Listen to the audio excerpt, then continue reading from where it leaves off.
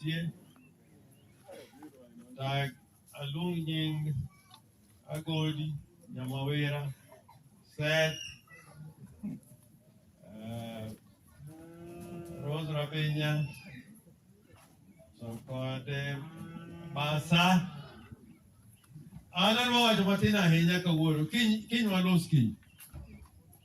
kedan ore mo jatien onge gimanya lota mo wacho kama jini tie nyawa o mi wacho ka wono ena matin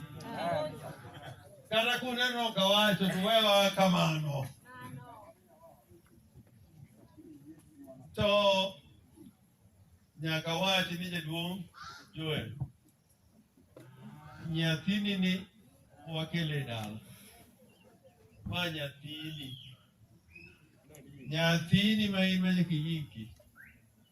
kata piny mangima bi to nyathini nyakwa duku emo kata kawuono ne wawacho ni kata gik motimre kamoro amora to nyakwa bi ka jaladi in mining'eyo kaka ne nyuole kendo kaka irite mobedo ng'at makoro Kenya mangima gi piny mangima ong'eyo jaduong' ayaga go yiero kamano nikech in gik moko kawacho ni to nitie mitamaga to ma kawuono kata notice tenti wacho matibire omiyo mano miyo amor an akwayou odagi nitie gimoro nyalo donjo kuomwa kae ma luoro nyalo betie to kawuono ayudo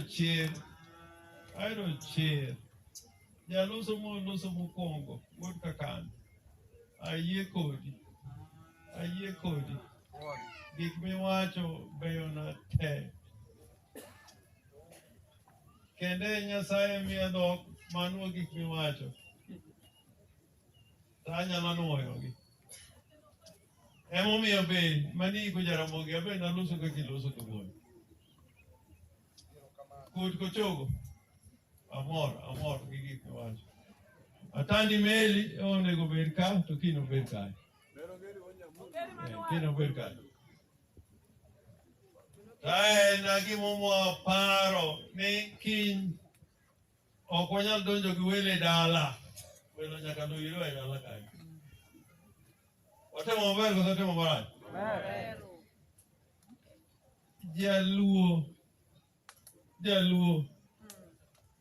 Jaluo nyaka wago tamsi mopogore gini timorenwa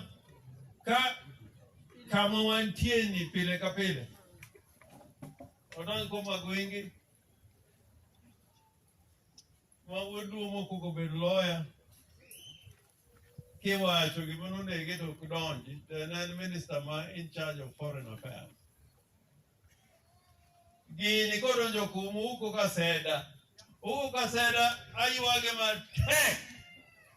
nikech kano onege amna yalo wacho huko kane keso dhi court tiwacho ni jaluo emonego jaluo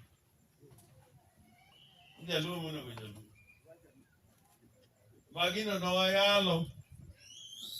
mi adiere wuok oko ni jaluo nokonego jaluo msando ma wuod Ugenya ka be othoka e wach kora mago kala kamano koro ing'e jaluo haki mari kokichung'ie e motegno to wabiro bedo ganda molal gimonye wuok nyoro ni sirikal mangima kata kaka ondik ji sane ni jaluo en namba 5 matin kwanwa be lal e Kenya kae ni sirikal mangima an akoy jaduong' ayaga ana tucho wach kama jintie tang'eyo koro kawuono adona wuondra ka ng'ama kia wach mondo adieri maro wadono ochopi e tandra wiji e Kenya mangima mondo jowinji wala do wuoyi malich ahinya ng'ama iluongo ni Chief of Defence Forces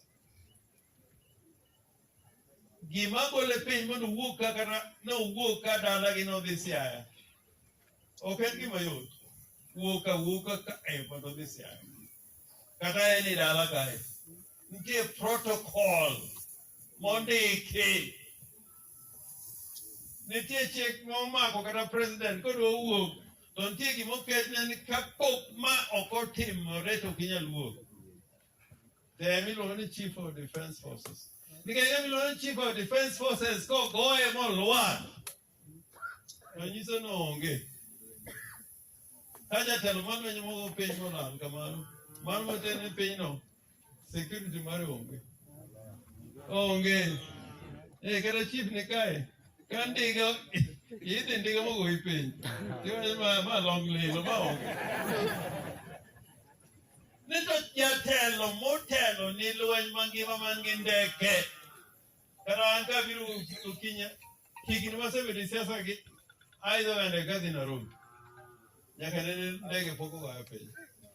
nyaka nene higni 40 ka idho ndege kadhi Nairobi an aonge yo machiek ndege no kare karo ber kata helicopter asebiro go kae alego ka to ni helicopter ma Chief of Defence Forces man gi engineers ni nyalo gore piny mano nyaka wapenjre ng'ama no nyono kwes metu to kwes mamowani inyone tibiro winjo koro an akwau ni luoro moro kik bedie